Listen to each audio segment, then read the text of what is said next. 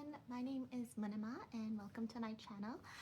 Today I want to talk about 5 Christian books that I really love and that I would recommend that everybody read. I'll explain why I think that they're Christian, although it's pretty self-evident, and also why I think everyone should be reading them. So to start off with, I am going to talk about why I think I love books with Christian themes, so I'm going to talk about why I really like them. So the reason I really like books with Christian themes is because obviously, first of all, I'm Muslim, and there's a lot of overlap between Islam and Christianity in terms of, an approach to life. In a basic level, you believe in one God, you believe in an afterlife, you believe in heaven and hell, and you have this sense that your world kind of revolves around God, and there's meaning in your daily actions. A lot of the actual things you do, like the practices you do, are obviously similar. So, you pray, you give in charity. There's a big emphasis in both religions on that. Both of them are Abrahamic. So a lot of the myths are also similar, although different in important ways. I don't know if the sound of the ambulance shows up. Okay, so the myths are different, but still there's enough sort of thematic similarities that you can at least talk to each other and understand each other's point of view. There's also a focus on sin, although I think it's much greater in Christianity. And so you have all of the ideas of repentance and redemption, which occur across both religions. But the reason I like reading about Christian themes is because the same kind of core concepts of sin, redemption, repentance, grace or forgiveness, those are dealt with slightly differently by Christianity or Christian doctrines. I'm using Christianity as a very broad term. Obviously, within Christianity, there's different denominations, and there's so many of them. There's no way to sort of encapsulate them just in one short little snippet. But generally speaking, in Christianity, there's a very big emphasis that you can't earn forgiveness. There's this big idea that, grace overcomes justice, essentially. So God is too holy for anyone to approach. And so you need the incarnation of Jesus Christ and then his, crucifixion and so on. You need all of that essentially to make humans and God sort of reconcile with one another and to kind of fix this broken world.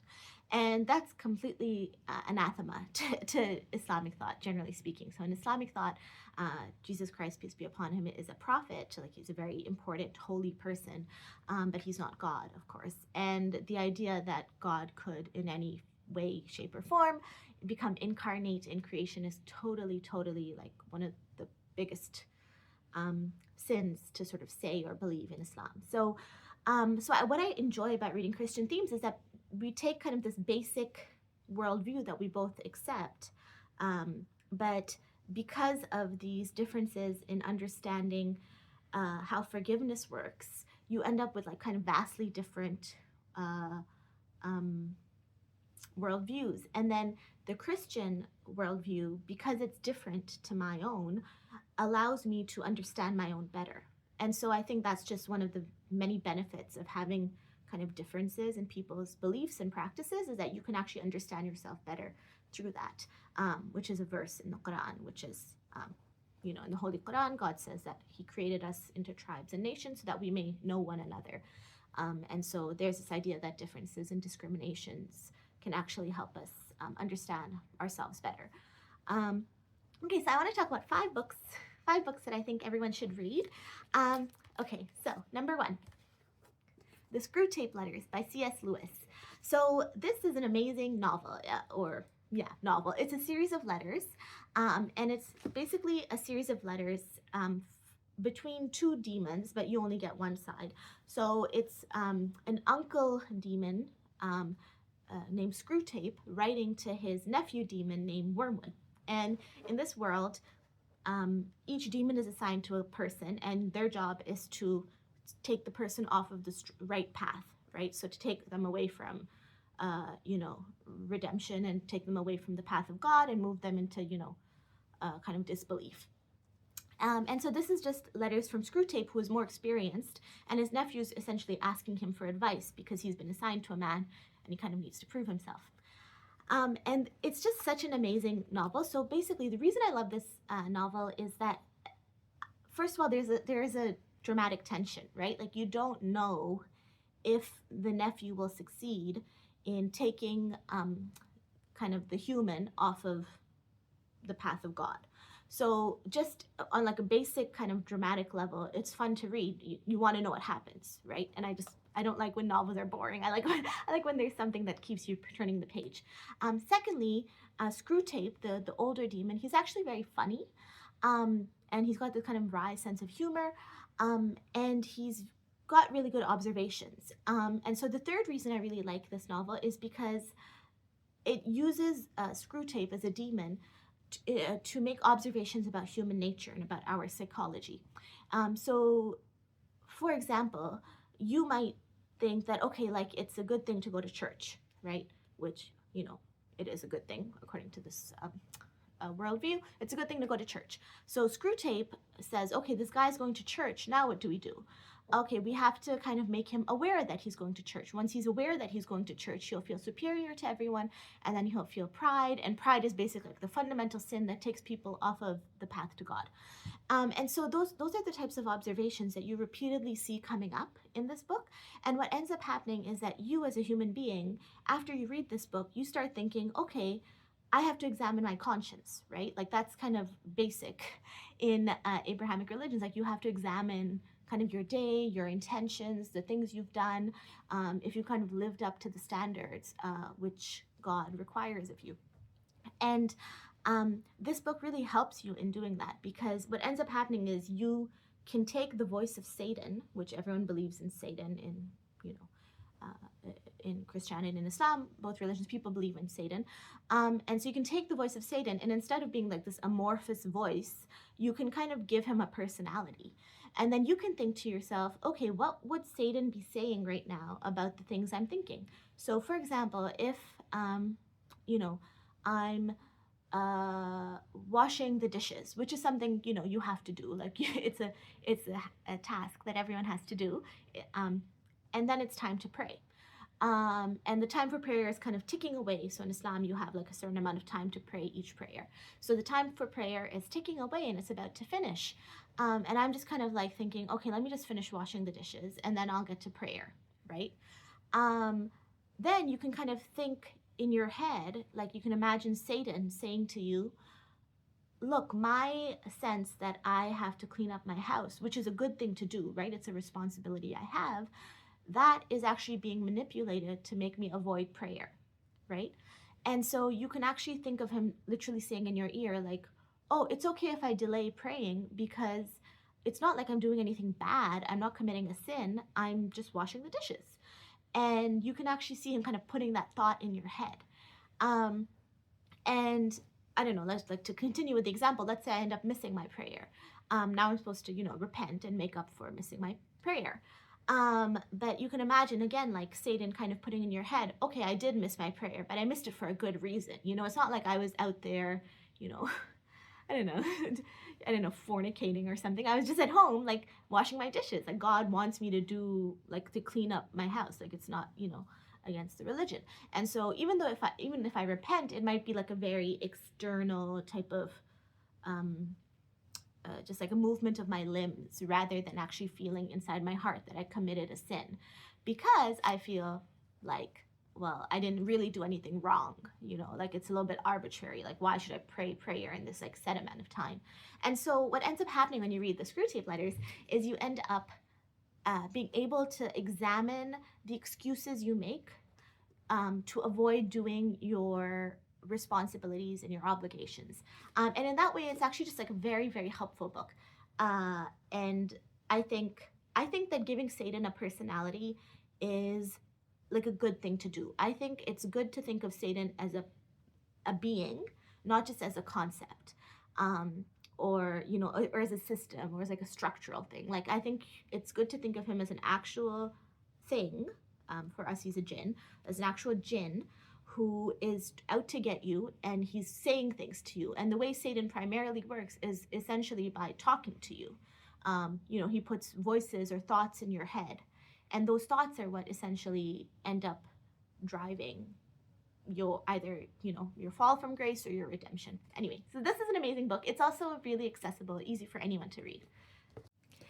So my second book is Dark Night of the Soul by Saint John of the Cross, who was one of the Spanish mystics. He was a monk. This is an amazing book. It's really short. I don't know if you can see. Again, it's like in the 200-page range. I don't know if you can see how many post-its I have in this, but it's a lot. So this book is essentially, it's talking about kind of like the goal of mysticism and the kind of 2 steps that are needed to get there. I mean, there's more than 2 steps, but the kind of 2 main ways he categorizes the goal of mysticism. So for him, the goal of mysticism is essentially for your soul, for yourself, your spirit, to repose in God. Okay, so essentially, I mean, he doesn't use this metaphor, but it's something like this. Like, imagine that your spirit is a horse, and right now, like, a lot of unholy or wrong or bad or base things are kind of driving the horse. The goal is for essentially God to be driving this horse. Okay, and so what is the process for, like, essentially God to take over as a rider of the horse that is you? Well, so for him, there's basically 2 nights, and by nights he doesn't mean, like a 12-hour night, he means like phases. So the first phase is called the night of the sense, and the second phase is called the night of the spirit, the dark night of the spirit. And these nights essentially represent abandonment of something. So in the first night of the sense, it's pretty kind of straightforward. You're essentially giving up, you're abandoning things that you find sensual pleasure in. So, I mean, the obvious ones, would be certain kind of carnal desires, but even things that aren't wrong necessarily. So, giving up maybe comfortable shoes or, giving up, nice clothing, things that you wouldn't consider a sin, but you have to give them up in order to reach mystical perfection. And so why do you have to give them up? You have to give them up because your soul has to essentially prepare for moving its source of delight from the sensual world into the spiritual realm, and specifically into the divine realm. And so by giving up certain things, you're essentially disciplining your soul to move on to the night of the spirit. So that's the dark night of the sense. You're giving up things, you're abandoning things.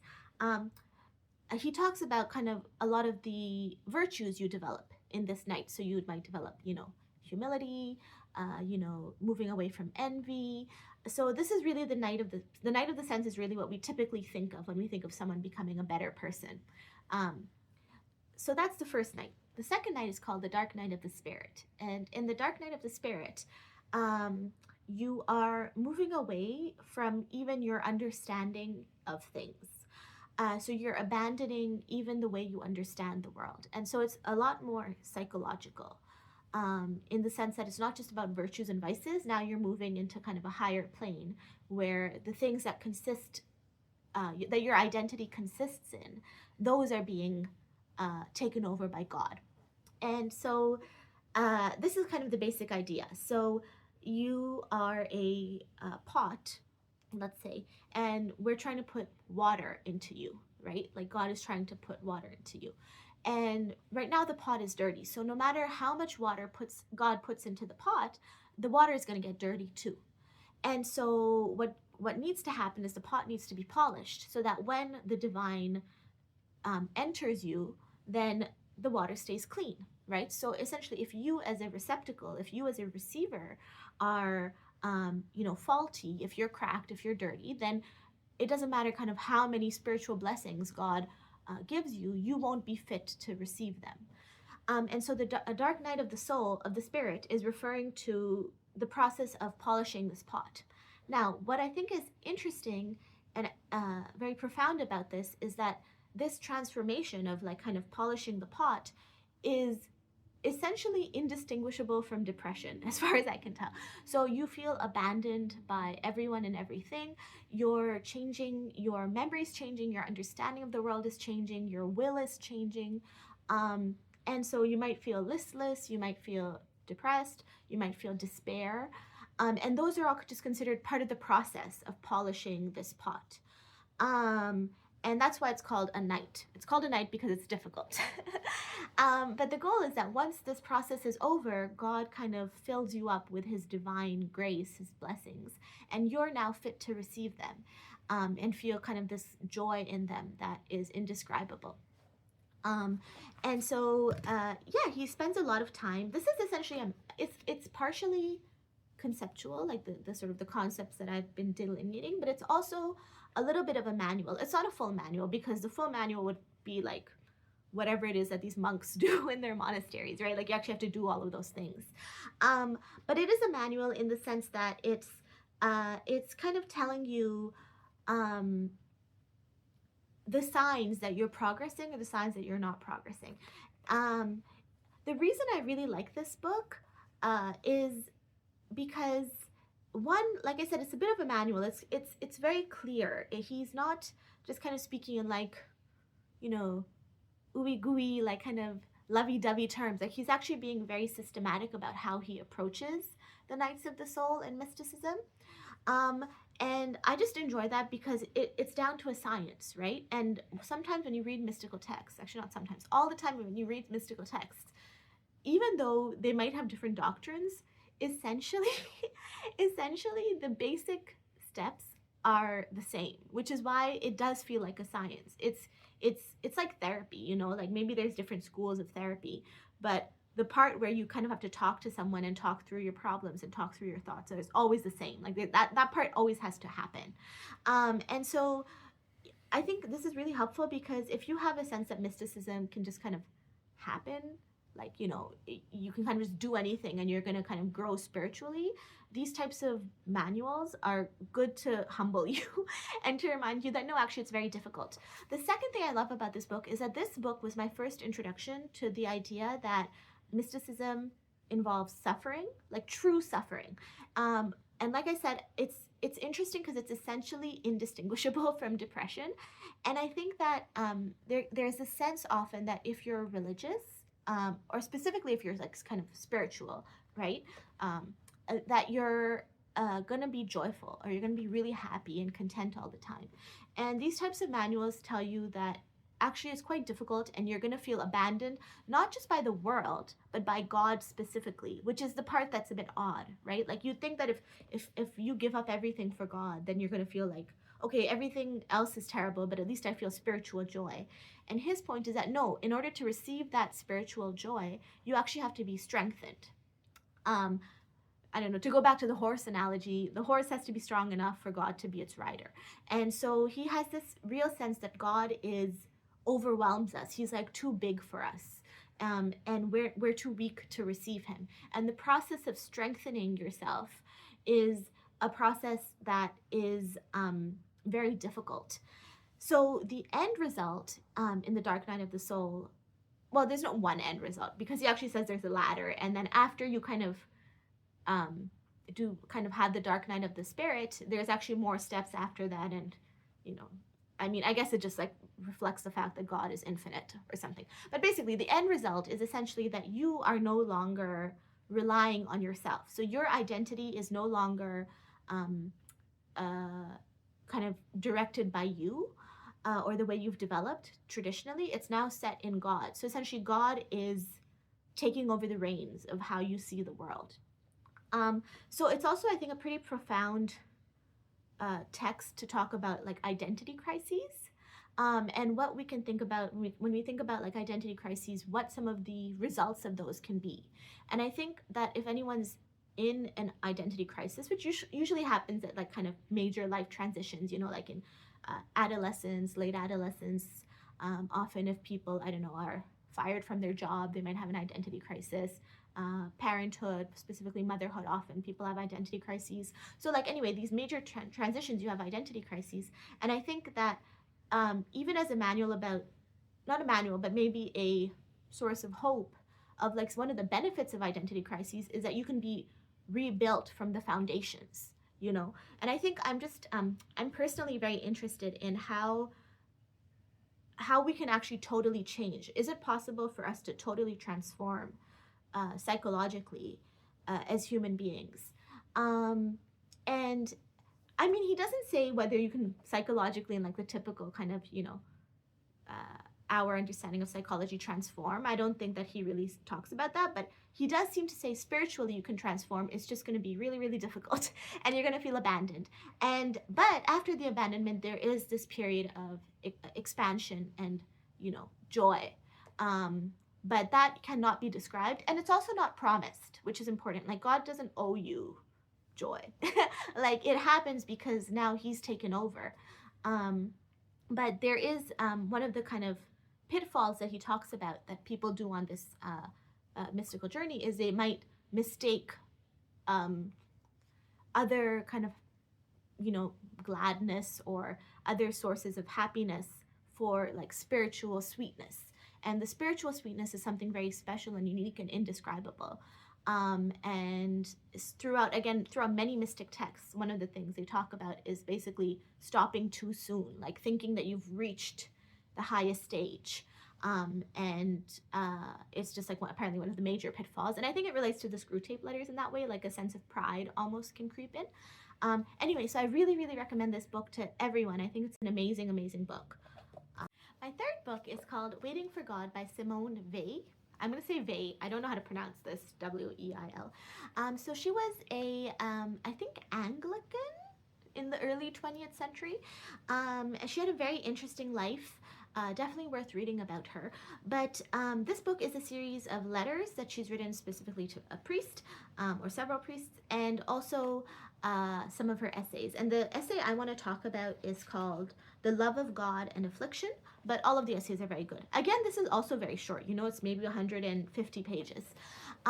So this essay is a very good natural transition from Dark Night of the Soul. So this essay talks about a concept which she calls affliction.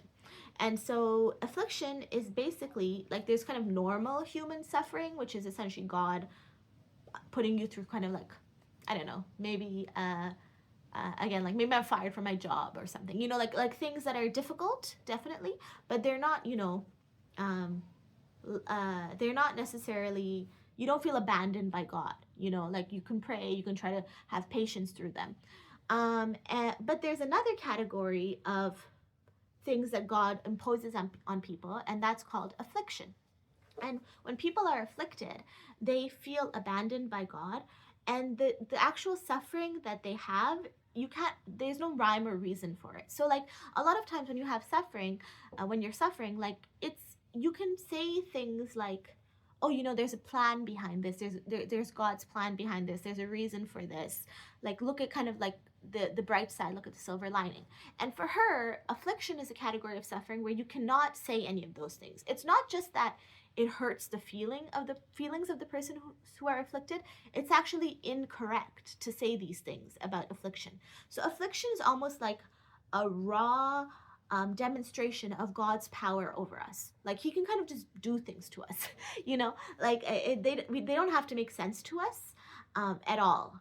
And I think the reason she talks about this category of suffering and pain is because she spent a lot of time doing charity, and kind of working with deeply impoverished people, very, very miserable people. And I think she must have seen a type of grotesqueness in their pain and suffering that she felt could not be explained by human reason whatsoever.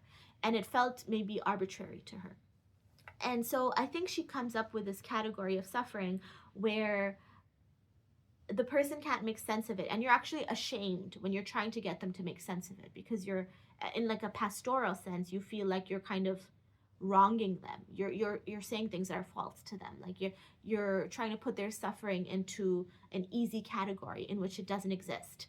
And so I think that's really where she comes up with this idea of affliction from. That's what it reads like to me, is that she's coming from her kind of pastoral role and saying, I actually feel ashamed saying to people that their suffering will all make sense one day, because I actually don't think it will.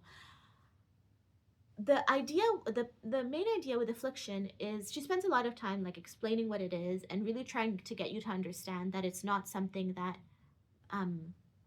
can be dismissed in any way, and that the people who undergo it, they can actually be they're actually kind of harmed by it.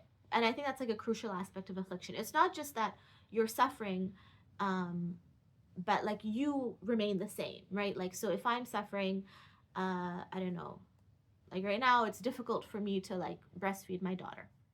It's difficult. It's like it's a type of suffering. I have to stay up, wake up every 2 hours at night, and it's like not that easy. But fundamentally, as a person, I'm staying the same, right? Like, sure, like maybe I'm developing more patience or something. Like, there's maybe subtle changes happening, but I'm not being harmed by it, right? Like, eventually, my daughter will stop waking up every 2 hours. I'll go get my sleep back, and then I'll be fine, right? That's the idea. But when it comes to affliction, the person's actually being harmed by it. So, like, for example, there's certain levels of poverty where the person, for example, is actually irreversibly developmentally damaged. Like when there's a certain type of malnutrition that you can never reverse the effects of that type of malnutrition. Like if people are being starved, if a population is being starved, there's a point at which even if you give them food, you can't go back to the way it was, for example. And so she talks about how affliction, it's not only just that it's difficult, it's actually something that's beyond people's capacity to bear. They are actually harmed by it. Nevertheless, God allows it to happen and imposes it on people. And the idea in affliction, the only thing you can really say to someone who's afflicted is you have to hold on to the rope of God, or in her case, like the cross of God. So you kind of have to hold on to the cross of God. And she has this really lovely analogy, which has stuck with me. I think I read this maybe 10 years ago, and it's stuck with me ever since, which is like, it's kind of like you're in a ship, and God has put you in a storm on the sea, and your ship is just thrashing hither and thither, and it's just like terrible. You can't hold on, it's like you literally think you're gonna die. And then you've just given up all hope. Like you give up hope, you feel abandoned by God. You're harmed in many ways. But then at the end of it, somehow that ship lands you on like the foot of the cross. Like you end up on the shore, you're washed ashore, and there's the cross. And so for her, affliction is something that you can't work your way through. You're probably going to become a worse person because of it. But if you can just hold on, not out of hope even, but basically because you have no other option, if you can just hold on because you have no other option, then God will land you at his feet. She also talks about other things in her essays, which are very good and definitely worth talking about. But in any case, I just want to talk about this affliction concept. So first of all, I think it's worth noting how it's different from the dark night of the soul. So with the dark night of the soul, he does talk about abandonment and feeling abandoned by God, but it's almost like he stays within the idea that there's hope at the end of the tunnel. Her idea is that you can't promise these people hope at the end of the tunnel. You can't promise them hope. And if they're angry at God, if they feel betrayed by God, all of that's valid for her. That's like an appropriate reaction. But the point is that God can kind of do whatever he wants, and he will, if he so pleases, and if they can just hold on, if they can just kind of hold tight, he will bring them some sort of restitution. He will bring them to himself. So it's almost like a special category of suffering that not everyone experiences. The reason I really, really like this essay is because I think that it's really easy as religious people to try to make sense of things as though you have an understanding of divine understanding, And I think in particular because most religious people, including myself, we believe that God doesn't test people. He doesn't give them burdens that are greater than they can bear. That's in the Quran as well. But I think that what she's trying to do is she's trying to get you to understand that even if someone can bear something, it doesn't mean that they're not harmed by it, right? And so she's trying to get you to understand that your job sometimes is just to listen to people and not to try to impose your understanding on them, because that type of imposition is that you're basically adding to their affliction. And in fact, being misunderstood by the world is kind of part of being afflicted. I think I should clarify before we kind of move on that she doesn't really name anything particular as affliction. So in my examples I've been giving, for example, being fired from your job isn't an affliction. But for her, kind of anything can be an affliction. It really depends on your capacity and how you take it and how it affects your life. So for some people, being fired from their job might be an affliction as well. Or, staying up all night with their baby might be an affliction as well. Not everyone experiences affliction either. I think that's pretty important to note. Yeah, but this is a really, really good essay. And I think it's her ability to actually, what I really love about her is that she looks at things and then she decides the concept afterwards, the category afterwards. So it's like she looked at people suffering and then she decided, okay, now I have to make sense of this, rather than the opposite, which is when you have your concepts pre-existing, like you have these categories of like, okay, suffering, sin, forgiveness, redemption, I know what they are already, let me just impose them on the world. So it's like she's carving up the world based off of how she experiences it. And I think that's really difficult to do because it's basically you have to question all of your kind of cultural assumptions and your conceptual assumptions and then decide how you're going to categorize the world. So just from standpoint of a thinker, I think it's just really remarkable and difficult to be able to do that. So yeah, Waiting for God by Simone Weil. I really, really recommend this. You could say that this entire video is basically a pretense to talk about this book. So my fourth book is called Gilead by Marilynne Robinson. This is one of my favorite books of all time. It's a novel. It's a series of letters, because I guess I just love novels that are letters. It's a series of letters from a reverend named John Ames to his son, who's a very young boy, a 7-year-old. And he basically, the reverend, he knows that he's going to die. He's quite aged and he has a heart condition. And he's writing these letters to basically pass on to his son. The reason I love this book is that similar to Screwtape Letters, it's very contemplative, but it kind of shows you, as he's talking, it's revealing more and more about some of the insects in his heart, like some of the issues in his heart. So the main kind of dramatic tension is his godson named Jack Bowden has come back after a long time. And this Jack Bowden is kind of like the prodigal son. So he's someone who, John Ames does not like him, essentially. So he's really grieved his father. He's done a lot of bad things. And John Ames doesn't approve of him, and he's not really happy that he's back.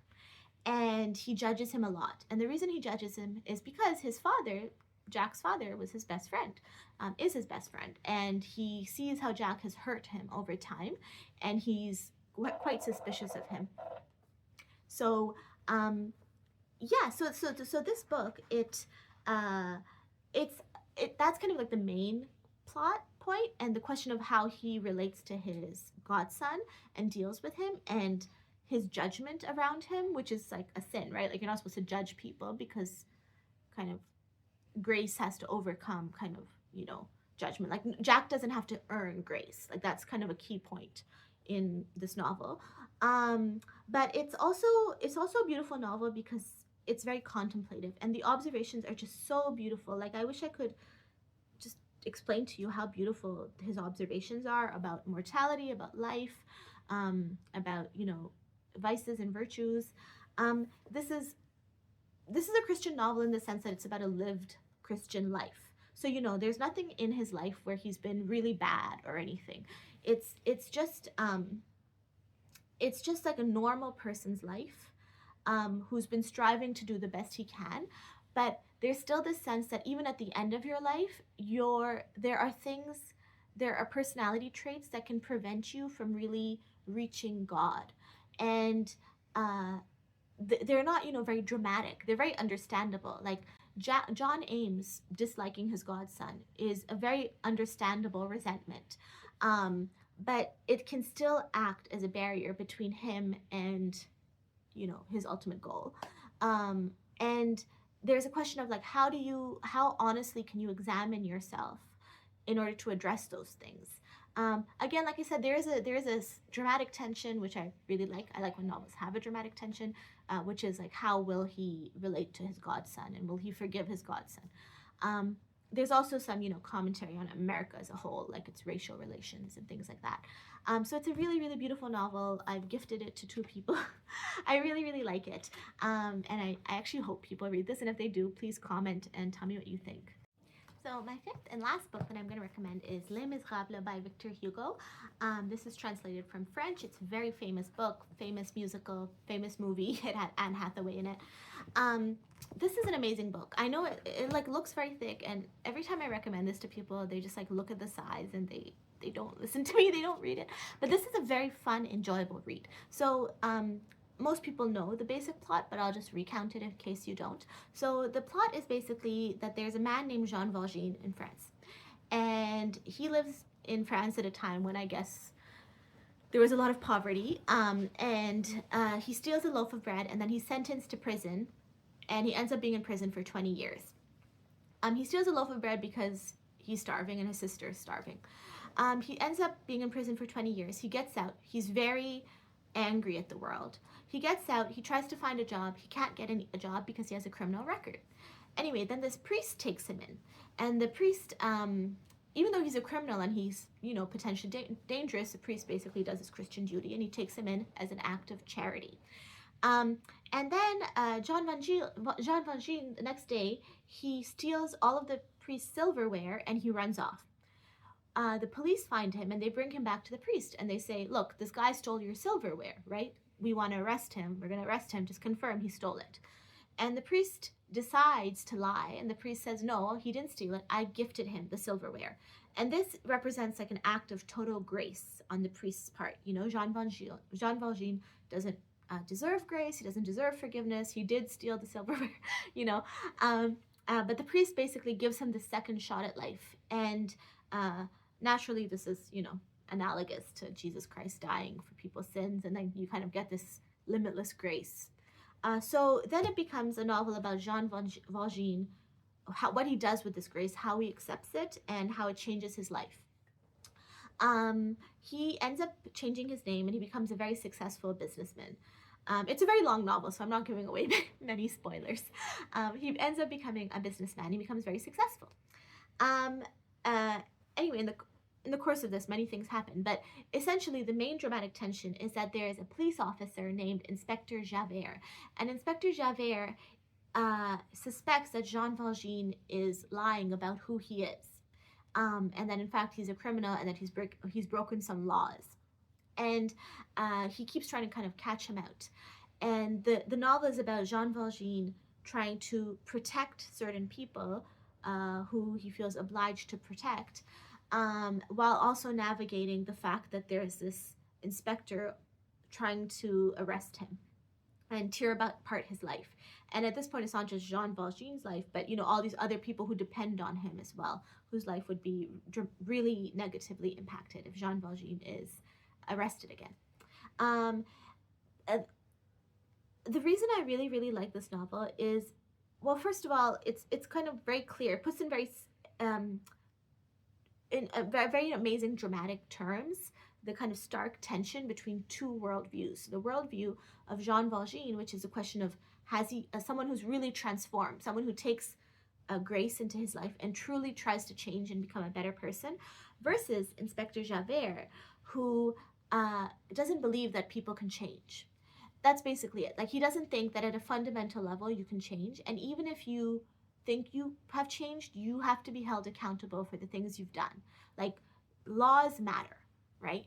And Inspector Javert, I think, even though maybe it's hard to think about, but most of us would sympathize with Inspector Javert. Like, if there were a serial killer and then he told us that he's changed, we would be like, we don't care if you think you've changed. Like, we want you in prison, right? We want to hold you accountable for what you've done.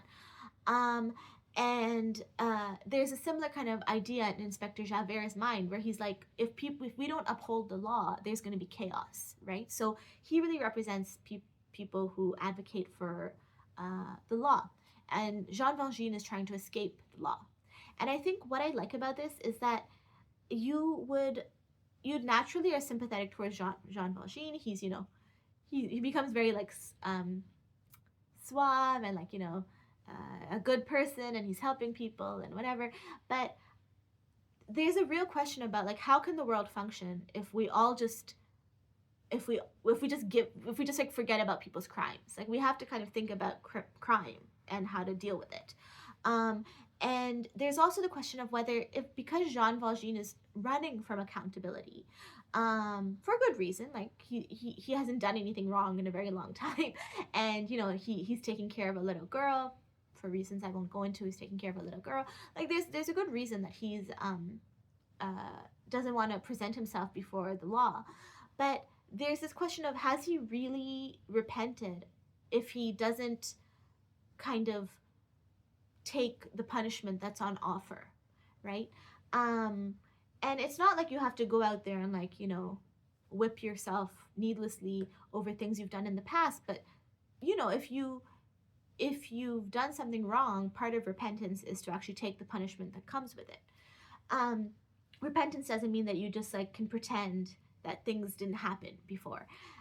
So there's a sense in which Inspector Javert is very obsessive, and you as a reader are like, oh my god, like, that guy's a villain, like, just stop bothering Jean Valjean.